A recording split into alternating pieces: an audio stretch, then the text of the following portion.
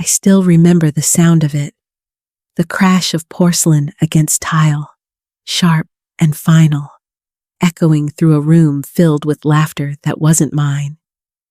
100 faces turned in unison, their conversations sliced in half by the noise. And there I was, standing in my son Daniel's home, fragments of a shattered dinner plate at my feet, while the warmth drained from my cheeks and left behind a fire that burned with humiliation. It was supposed to be a celebration, a night to honor Daniel's promotion. The dining room shimmered under chandeliers, the tables heavy with food I had spent days preparing, my hands aching from the chopping and polishing. I had imagined myself part of that moment, quietly proud, watching my son surrounded by people who admired him. Instead, I was reduced to nothing more than a servant in my own child's house.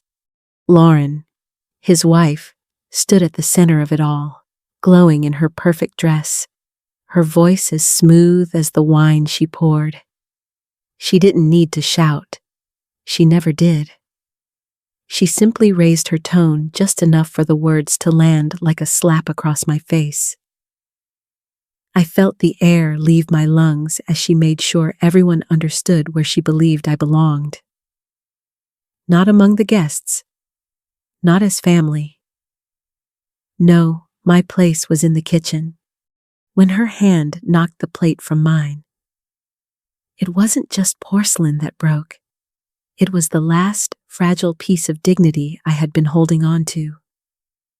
I knelt to gather the shards, the noise of chatter and clinking glasses swelling again around me, as though my humiliation were nothing more than a passing interruption in their evening. I kept my head bowed, not daring to meet their eyes, but I felt them every stare, every whisper. I pressed my lips together to keep from trembling. For years, I had told myself that staying silent was the right thing to do, that enduring her cold remarks was a small price to pay for peace in my son's home. But as I crouched on that floor, knees aching, fingers pricked by broken edges, I understood something with a clarity that cut even deeper. My silence had not protected my family. It had only protected her cruelty. And that night, I knew something inside me had shifted. This was where it began the moment I decided things could not stay the same. When the noise of that party faded, what remained was the quiet routine that had defined my life for the past 6 years. Day after day, I moved through Daniel's house with practiced steps, preparing meals before dawn, polishing every corner, tending to the small details that made the home feel warm. My hands carried the rhythm of service, but my name was never spoken when guests offered praise. Lauren accepted it all with a smile. She carried herself as if she had orchestrated everything, as if her grace alone explained the spotless rooms and the carefully arranged dinners. I watched her gather compliments like flowers, while the woman who had spent hours sweating over a stove or scrubbing until her back ached was kept out of sight. Daniel never questioned it. He left before the sun came up, his briefcase in hand, and returned long after dark. I would hear his tired footsteps, his voice softened by exhaustion, and I knew he didn't see what I endured during the hours in between. To him, Lauren was a devoted wife, and I was the grateful mother who had been given a place in their home. He believed it because I let him believe it. I told myself that silence was the best gift I could offer. If I swallowed the sharp words, if I carried the weight without complaint, maybe the house would stay peaceful. I convinced myself that keeping still was the same as keeping harmony, even when each day chipped away at my sense of worth. But silence is heavy. It presses down until you feel smaller, until your presence is so faint you might disappear altogether. That is what I became in Daniel's house, not a mother, not even a woman with a name, but a shadow moving between rooms, invisible, unacknowledged, almost forgotten. Looking back now, I can see how much of myself I lost in that choice to stay quiet. I existed like a ghost, drifting through a place I once thought of as home. And though I didn't know it yet, that haunting feeling was only the beginning. Soon, the truth would come crashing into my life in ways I could never have imagined. It was an ordinary Tuesday afternoon, the kind of day that should have passed without leaving a mark. I had gone out early to pick up groceries, a simple errand that gave me a small sense of independence. My cart rattled over the sidewalk as I walked back, already thinking about the soup I would make for dinner. Everything felt routine, predictable until I turned the corner near the downtown hotel. That was when I saw her, Lauren. She stepped gracefully out of a sleek red car, her hair freshly styled, her clothes too elegant for a casual errand. For a heartbeat, I thought nothing of it. But then I noticed she wasn't alone. Michael was there, Daniel's best friend, the man who had been in our home countless times. He leaned close, his hand brushing hers in a way that spoke of familiarity, not friendship. And then, as if to erase any doubt, they kissed. The world around me blurred. My grocery list slipped in my hands as my heart pounded against my ribs. I wanted to believe I had misunderstood, that my eyes were playing tricks. But the truth was undeniable. The woman who had humiliated me in my own kitchen was betraying my son, and not just with anyone, but with the man he trusted most. I stood frozen on the sidewalk, torn between rushing over and running away. My first instinct was denial. Maybe it was a mistake. Maybe there was some explanation. But deep down, I knew. I felt the weight of dread settle in my chest, heavier with every laugh they shared, every glance that revealed their secret. That night, I said nothing. I stirred soup while Daniel and Michael sat together in the living room, watching the game, laughing like nothing had changed. Lauren floated between them, smiling, placing drinks on the table, her hand brushing against Michael's arm so subtly that Daniel would never notice. I kept my eyes on the bubbling pot, hiding the storm that raged inside me. From that day forward, I began to pay attention in ways I never had before. I wrote down times, dates, little details others might dismiss. I tucked away receipts left behind in handbags. I snapped discreet photos with my old phone. I had been silent for years, but now I understood silence would not protect my family. It was time to gather the truth, piece by piece. For weeks, I told myself the notes in my drawer and the blurry photos on my old phone would be enough. But deep down, I knew they weren't. If I tried to confront Lauren with scraps of receipts and half-seen glances, she would twist the story until I looked like a bitter old woman inventing tales. Michael had known Daniel for years. His word would carry weight. Mine would not. The thought of standing there, dismissed and humiliated yet again, kept me awake at night. That was when I realized I needed help. Real help. It felt strange to even consider it. But one morning, I found myself climbing the narrow staircase above a bakery downtown to meet Frank Harris, a retired police officer turned private investigator. My hands trembled as I pushed open his office door.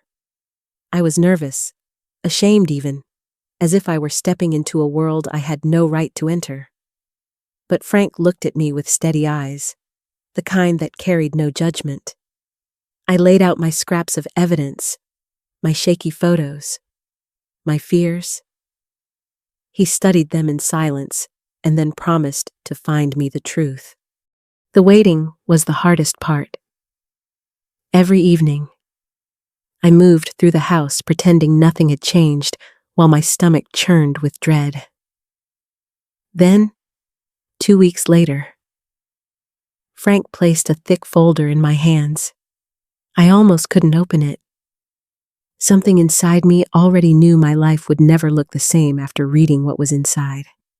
The photographs came first, clearer than anything I had managed to capture. Lauren and Michael at restaurants, slipping into hotels, exchanging envelopes. Then came the bank records, small but steady transfers from Daniel's accounts into places they should never have gone. My heart ached for my son, but the deepest cut was still waiting. Tucked among the papers was a marriage certificate. Not Lauren. Not the woman who had paraded herself as my daughter-in-law. The name on the document read, Carla Ramirez, legally married to another man. She had never been Daniel's wife at all. Frank explained that this wasn't her first scheme. Different names, different towns, the same pattern: marriages, bank accounts drained, lives left in ruins. My hands shook as I clutched the file, but along with the shock came something else. For the first time, I had undeniable proof. Proof strong enough to bring her empire of lies crumbling down. That night, I stared at the folder on my desk and felt a resolve I hadn't known in years. I had been silent long enough. Now, I had the truth, and I was going to use it. I remember the weight of that envelope in my hands more than anything. It wasn't heavy in paper, but in truth. The night before, I had sat at the printer, listening to the hum as each page slid out photographs, bank records, a marriage certificate with a name that wasn't Lauren at all. I stacked them carefully, slid them into a plain manila envelope, and sealed it shut. My fingers trembled as I pressed the flap down, as though I were sealing a chapter of my life that could never be undone.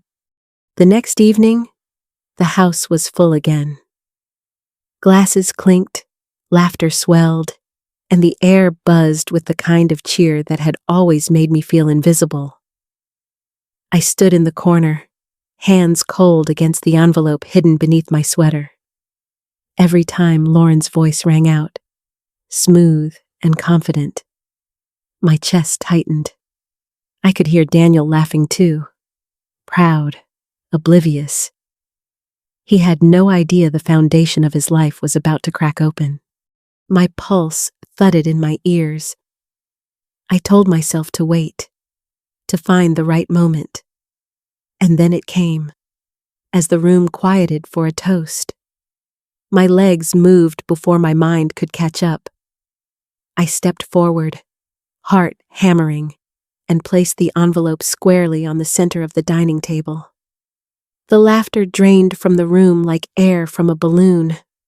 100 eyes turned toward me, the way they had that night when the plate shattered on the floor. But this time, I wasn't the one breaking. I spoke with a voice I barely recognized, steady but raw. I told them this envelope held the truth, that it was time to stop pretending. My fingers slid the flap open, and I spread the papers across the polished wood, Lauren in Michael's arms, bank transfers siphoning Daniel's savings, and finally, the marriage certificate. The name Carla Ramirez seemed to glow under the chandelier, undeniable. The silence broke into gasps. Daniel's face drained of color, his hands gripping the edge of his chair as though to steady himself. Michael's head dropped, shame carving lines into his features. Lauren, though she didn't falter right away, she tried to twist her words, to dismiss the evidence, to laugh it off as fabrications. But the papers lay there, unmovable. Every lie she had built her life on crumbled in front of us all. The room that had once been filled with laughter was now a storm of whispers, anger, and disbelief. And yet, inside me, something unexpected stirred. Relief. For years, my silence had protected cruelty. Tonight, my voice had shattered it. As I stood there, watching Daniel's world collapse and Lauren's mask fall, I felt both heartbreak and release. The truth was brutal, but it was mine to tell. After a lifetime of being unseen, I had finally chosen to be heard. When the last page of that envelope fell onto the table, the room exploded into chaos. For a moment, there was silence, so sharp it almost rang in my ears. Then it shattered with the sound of chairs scraping, voices breaking, and the weight of Daniel's world collapsing right in front of me. Lauren Carla tried to hold on to her mask, but the evidence was too heavy for her hands. Daniel's face crumpled, and I watched my son, the boy I raised, the man I admired, look as if the ground had been torn from beneath him. Michael slipped out quickly, as if the shame itself was chasing him from the room, leaving her alone in her mess. I wish I could say that in that moment I felt only vindication. But the truth is, heartbreak laced through me too. To see Daniel's trust destroyed so violently, to watch him realize that the woman he had built a home with was never who she claimed to be, was almost more than I could bear. Lauren's denial didn't last long. Within days, lawyers were involved, documents filed, and the walls of her carefully built deception began to fall in around her. When the police arrived after one of her furious outbursts, shouting and breaking things in our home, I realized the law had finally caught up with her, and there was no turning back. The house felt different after she was gone. At first, it was too quiet, as if the walls themselves weren't sure what to do without the constant tension. But slowly, that quiet shifted into something else: peace. For the first time in years, I could make a simple meal without feeling it would be taken and claimed as someone else's effort. Daniel walked through the rooms differently too, almost as though he was rediscovering them. He would linger at the family photos on the wall or stand by the garden I had tended, really seeing them for the first time. Healing wasn't immediate. I could see the heaviness in Daniel's shoulders, the way exhaustion clung to him even in rest. But little by little, he began to come back to himself. He reconnected with friends, laughed more easily, even began cooking again. As for me, I gave myself permission to invest in small joys I had long postponed. I signed up for an art class at the community center, bought books I had always wanted to read, and redecorated my room with colors that lifted my spirit. These weren't grand gestures, but they were reminders that I had not disappeared, that I still mattered. Looking back, I can see how silence had become my prison. I convinced myself that holding my tongue was an act of sacrifice, that I was protecting peace. But silence did not protect peace, it only shielded cruelty. It allowed Lauren's lies to grow unchecked, and it kept Daniel blind to what was happening in his own home. When I finally found the courage to speak, when I placed that envelope on the table, it was as if I had unlocked a door I'd been trapped behind for years. What I want you to take from my story is this: never mistake silence for strength if it means swallowing your dignity. Even the quietest voice has the power to change everything when it speaks truth at the right moment. That night, it wasn't anger that gave me power. It was the truth. If my journey has touched something inside you, I'd love for you to share where you're listening from in the comments. And if you've ever carried a truth that felt too heavy to speak, know that your story matters too. Please like, share, and subscribe if you'd like to hear more stories of resilience, family, and the strength it takes to choose honesty over silence. Thank you for letting me share mine with you. Thank you for staying with me through this story. Sharing these memories has not been easy, but there is a certain freedom in speaking them out loud. For so long, I carried them quietly, believing that silence was strength, that it kept the peace. But I have learned sometimes in the hardest ways that silence does not protect peace. It only protects cruelty. I used to tell myself I was being patient, being respectful, even being loving by not speaking up. I thought I was shielding my son, shielding our family from conflict. But all I was really doing was giving more room for deception, for disrespect, and for pain to grow unchecked. My silence did not keep us safe. It only allowed the cracks to deepen until they finally broke wide open. What I want you to take from my journey is this truth. Even when it stings, is the only path toward healing. Dignity is not found in keeping your head down and swallowing your words. It is found in standing up, even with trembling hands, and saying what must be said. It is found in believing that your voice matters, no matter how small or shaky it feels in the moment. I know many of you listening may be carrying your own secrets or enduring your own quiet struggles, and maybe you've told yourself the same story. I once told myself that silence keeps the peace. I hope you'll let my story remind you that your truth has power. Speaking it may change everything. It may hurt. It may break things open, but it can also set you free. My journey is not finished. The storm I faced has only begun to reshape my life. When the storm finally passed, I found myself standing in a different kind of quiet. The house no longer echoed with tension or whispered suspicions. Instead, mornings began with the soft clatter of coffee mugs and the sound of Daniel's footsteps. Heavier now, but steadier each day. It felt like the first breath after holding it far too long. Daniel and I are slowly learning how to be in each other's lives again. I see the sorrow in his eyes, but also a fragile strength. Sometimes we sit on the porch together without speaking, watching the sky change colors at dusk. Those silences feel different from the ones I used to keep. They are not filled with fear or submission, but with a gentle understanding that healing takes time. In the middle of this, I started noticing small joys I once ignored. I planted herbs in the kitchen window, and every morning their green shoots remind me of resilience.